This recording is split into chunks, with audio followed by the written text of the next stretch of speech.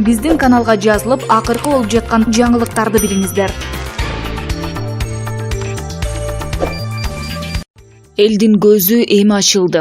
Баарын байкай турган болуп калдык. Садыр Жапаров бийликке келгенден бери эски жегиштердин тынчы кетип, ар амалга салышууда. Мүмкүн болушунча биз тандаган ажоону тактан кулатууга аракет кылып жатышат. Бул дегени биздин ажоо аларга шерик эмес. Шайлап эле койсок, жеңдик деген ойдон алыс бололу. Кызыктын баары эми башталат. Душман көп, тажрыйбалуу саясатчылар, күрөш оңой болбойт. Жеңилип калбоо үчүн ажообузду колдон келишинче колдоп турушубуз керек. Себеби биз ага кандай ишенип турсак, ал да бизге ишенип турган үчүн. Сабырдуу, күчтүү, адамдын да көңүлү бар. Жок дегенде жакшы каалоо тилек айтып дем берип туралы. Эмнеге дегенде ал азыр талапкер эмес, мамлекетибиздин башчысы. Анын ар бир кадамы келечекке таасирин тийгизет. Биздин колдообузду сезип турса, кадамы ишеничтүү болот. Аллахым бизге ынтымак берсин.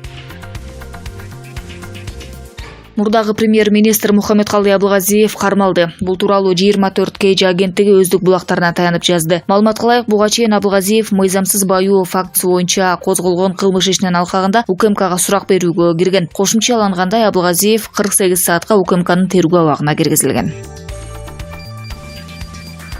Ички иштер министринин мурдагы орун басары Курсан Асанов кармалды. Бул тууралуу анын адвокаты Икрам Эдин Айткулов билдирди. Ал октябрдагы башламандыкта ички иштер министрлигин басып алууга шектелип жатканы айтылды. Бул иш боюнча ИИМге суракка чакырылып, андан соң тергөөчүнүн чечими менен кармалган. Тергөөчү менин катышуумсуз сурак кылды, деди адвокат. Асановдун кармалганын ички иштер министрлигинин маалымат кызматы да тастыктады. Билдирүүгө ылайык, ага жазык кодексинин 245-беренесинин 1-бөлүгү менен айып тагылып, Бишкек шаардык ички иштер бөлүмүнүн убактылуу кармоочу жайына киргизилди.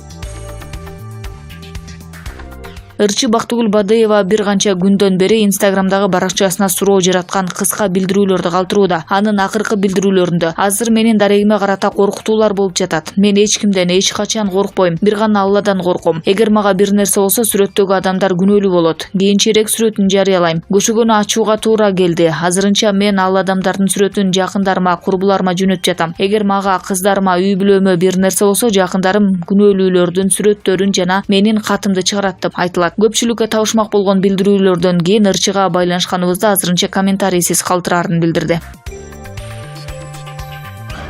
УКМК Балбак Төлөбаевке жардам берүүгө даяр. Бишкек шаарынын мэри Балбак Төлөбаев Улуттук коопсуздук мамлекеттик комитетинин төрагасы Камчыбек Ташиевке ири капиталдык базарлардын айланасындагы мыйзамсыз соода көйгөйлөрүн чечүүгө жардам берүү өтүнүчү менен кат жөнөттү. Буга байланыштуу Вести KG сайты комментарий алуу үчүн УКМКнын пресс борборуна кайрылды. Сураныч түшкөндөн кийин биз бардык тиешелүү жумуштарды аткарабыз деп ишендиришти алар ошол жерде. Эске салсак, жакында эле Ош базарында көчө сатуучулар менен укук коргоо органдарынын кызматкерлеринин ортосунда мушташ чыккан. Чыр-чатак милиция кызматкерлери мыйзамсыз жерде соода кылган көчө сатуучуларын кууп тараткандыктан улам келип чыккан. Сатуучулар өз кезегинде каршылык көрсөтүшкөн, мушташ болгон. Белгилей кетсек, Борбор калаанын мэринин милдетин аткаруучу Балбак Төлөбаев стихиялуу соода сатык мамлекеттик чиновниктер тарабынан жүргүзүлүшү мүмкүн деп түшүндүрдү. Алар менен күрөшүүгө күчү жетпегенин мойнуна алып, Камчыбек Ташиевден жардам сурады.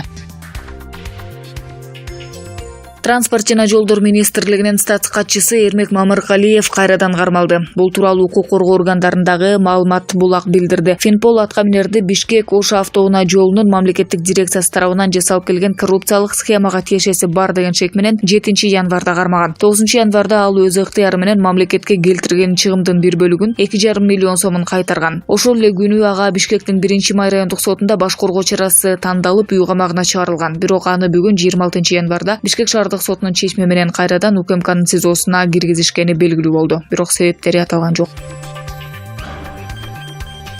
Быйыл Свет Бакиевдин кезиндегидей байма-бай өчүрүлө баштады. Албетте 5-8 сааттык өчүрүүлөр бардык аймактарда катталууда. Байкаган адамга атайын график боюнча өчүрүлүп жатат десек болот. Бирок атайын өчүрүүлөр болуп жатканы боюнча өкмөт үн каткысы жок. Түндүк электро, чыгыш электро баштаган бир катар энергокомпаниялар Светтин өчүрүлүшүнүн себебин ремонт, авария деген негиз менен түшүндүрүү аракетин көрүп жатышат. Анткени быйыл суу аябай эле аз. Мына Токтогул суу сактагычынын сыйымдуулугу 19 миллиард куб метр сууга ылайыкталса, азыр анда болгону 13 миллиард куб гана суу топтолгон. Электр станциялары маалымдагандай, өлкөдө электр энергиясынын колдонулушу 70 миллион киловатт саатка жетсе, ал эми күнүнө иштелип чыккан электр энергиясы 60-61 миллион киловатт саатка араң жетүүдө. Демек электр энергиясын экономдоо максатында авария, ремонт деген шылтоо менен жерлерде свет 5-8 саатка чейин өчүп жатат.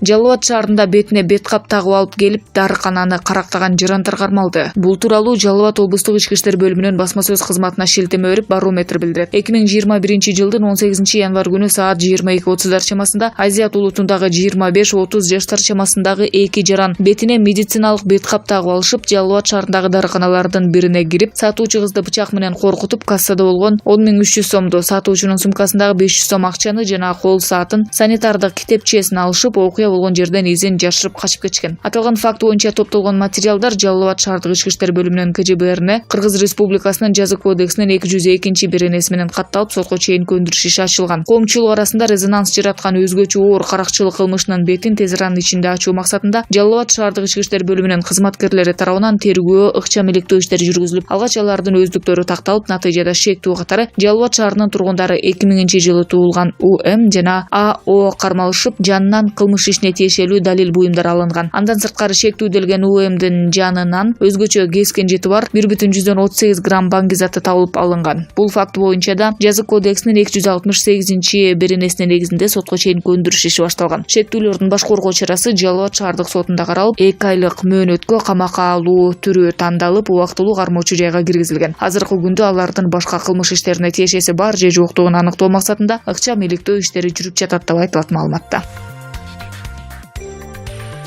Ок атуучу куралды колдонуу менен жасалган укук бузуулардын жана кылмыштардын алдын алуунун негизги ыкмаларынын бири бул жогорудагы каражаттарды өз ыктыяр менен тапшыруу жана аны мыйзамдаштыруу боюнча калк арасында түшүндүрүү иштерин өткөрүү болуп саналат. Аталган максатта милициянын көчмө кабылдамалары менен айылдарды кыдыруу учурунда облустук ички иштер органдарынын кызматкерлери мыйзамсыз сакталган ок атуучу куралдарды өз ыктыярлары менен тапшыруу боюнча активдүү түшүндүрмөлөрдү жүргүзүп келүүдө. Иш чарага мындай жасалып жаткан мамиле өзүнүн натыйжаларын берүүдө. Алып айтсак, Жети Өгүз районунун Дархан жана Саруу айылдарынын жашоочуларын милициянын көчмө кабылдамасы менен кабыл алуу учурунда жергиликтүү айыл тургундары ата-энелеринен калып, ушул күнгө чейин катталбай жүргөн 5 даана сайсыз мылтыктарын өз ыктыярлары менен өткөрүп беришти. Аларга өз ыктыярлары менен тапшырылган ок атуучу куралдар тийиштүү текшерүүлөрдөн өткөндөн кийин өздөрүнүн аттарына кайрадан мыйзам жүзүндө каттоонун жол жобосу кеңири түшүндүрүлүп берилди. Жергиликтүү эл менен жолугушуу учурунда милиция кызматкерлери эгерде жаран ок атуучу куралдын ээси болбосо, анда аны сактоого жана колдонууга мыйзам алкагында тыюу салынарын дагы бир жолу эскертти. Аталган курал жарактар токтоосуз ички иштер органдарына өткөрүлүшү керек экендигин, же болбосо жаран Кыргыз Республикасынын мыйзамдарына ылайык жооп беришерин, ошондой эле алар каттоодон өтпөгөн курал жарактарды, ок дарыларды жана жарылуучу заттарды өз ыктыяр менен тапшырса, алар жоопкерчиликтен бошотуларын түшүндүрүштү. Кочкор районуна караштуу Ак Жар айылында Нургазы Кутушевдин үй бүлөсүндө 2020-жылдын аягында жагымдуу окуя болду. Бул үй бүлөнүн мүчөлөрү 3 уул менен толукталган. Турмуш басылмасынын аймактык кабарчысы алардан кабар алды. Жакшылык Нургазиев менен Кылымкан Нурбек кызы 2020-жылдын 16-ноябрь күнү 3 уулдуу болушкан. Учурда эне менен балдардын ден соолугу жакшы. Бул жаш үй бүлөнүн тун кызы учурда 1,5 жашта. Балдардын чоң энеси Роза Үкүеванын айтымында 3 Бишкек шаарындагы төрөт үйүндө операция жолу менен жарык дүйнөгө келген. Учурда 2 айдан ашып калды. Уулубуз Жакшылык 27 жашта, ал эми келиним Кылымкан 21 жашта. Кубанычтуу окуя болду. Неберелерибизге чоң атасы, атанын уулу болсун деген тилек менен Атабек, Атахан, Атаби деген ысымдарды ыйгарды. Балдар торолуп калышты. Балдарга өкмөттөн 150 000 сом, райондук бийликтен 15 000 сом алып келип, абалыбызды сурап кетишкен дейт Роза Үкүева. Кылымкан Нурбек кызы 3 болоорун билген эмес. Жолдошумдун туугандары тарапта эгиз кыздар бар экен. Мен тарапта эгиз 3 жок. 5 айга чейин экенин билген эмесмин. Ооруканага барайын десем карантин болуп, баардык жактар жабык болчу. Мени көргөндөр ичиң чоң экен деп айта башташты. Ошондо сарсанаа боло баштадым. Борборго барып текшерүүдөн өтүп жатсам, дарыгер алгач эгиз экен деп, андан кийин кайра 3 экен деп айтты. Албетте биринчи укканда башкача абалда болуп сүйүндүм. Ошол убактан тартып режим кармап дарыгерлердин көзөмөлүндө болдум. Ошентип операция жолу менен балдар жарык дүйнөгө келди. Балдар курсакта жатканда абалым жакшы болчу. Төрөгөндөн кийин алсыз болуп, азыр калуума келип калдым. Бала багууга чоң апасы, тайнеси жардам беришти дейт Кылымкан Нурбек кызы. Балдар 2 290 грамм, 2 380 грамм, 2 220 грамм салмакта төрөлгөн. Учурда кошумча сүт ичип жатышат. Биздин каналга жазылып, акыркы болуп жаткан жаңылыктарды билиңиздер.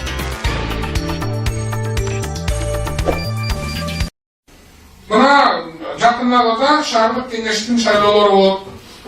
Ошого шайлоого такап, ана минтип, дагы жол эскертип коюйт.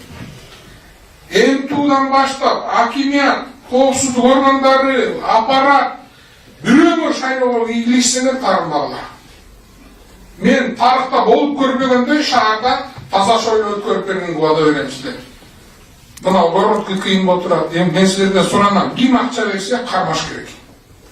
Ким низамсыз ишке берсе моментально кармап туруп алып барып тыгыш керек да ошол партияны шайлоодон алып салганга күч аракеттин баарын жумшайм. Баарыңардан ошону талап кылам. Дагы билем тааныштарыңар бар, депутаттар бар, тиги бар, партиялар бар. Бирок бул жолу андайга уруксат бербейм мен. Жаман шайлоо өткөрүп келип атып, ушул акыбалга жеттик. Эмителер чалып атышат, эмителер кээ бир эмтулар иштеп атышат кээ бир партияга. Партияга шайлоого жеткирбей жумуштан алып туруп камайгын айтып коём.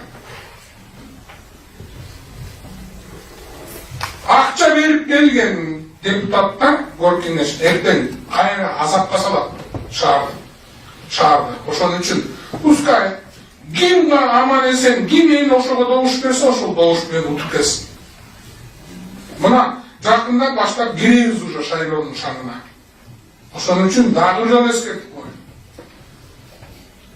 Ким кийлигисе тармагы. Акимдер эмтулар менен өткөрүлө. Вице-мэрлер службалар менен өткөрүлө. Мына буякта мамлекеттин көздөрү отурат. Ички иштер министрлиги, коопсуздук органдары бүт карап турат. Ошол көздөр карайт дагы, анан жазаңарды берет. Бүт балелим бар ушуга чейин ушу шайлоолордон болуп келди. Кудай буйруса, мына мен элдин арасында айтып коеюн. Мен шаардык кеңешке Кудай буйруса таптаза шайлоо өткөрүп